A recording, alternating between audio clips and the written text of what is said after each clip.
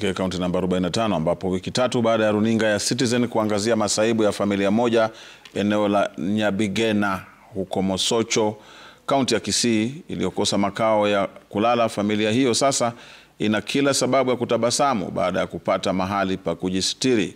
Familia hiyo ya Agnes Kemunto ilibomolewa nyumba zao katika kesi ya shamba iliyoanza zaidi ya miaka 8 iliyopita, watoto 7 wachanga wakilazimika kujisitiri chini ya paa lililoanguka kabla ya marafiki, kanisa lao na wasamaria wema kuingilia kati na kuwasaidia.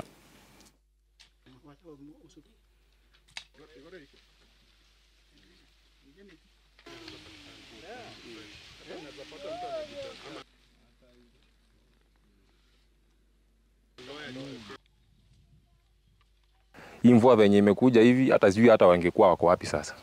Mimi nashukuru kanisa sana na pastor wangu pia namshukuru sana na watu wote wenye wamesimama na sisi. Sasa nilipata mahali ninalala, kwa maana hakuna mahali ninalala.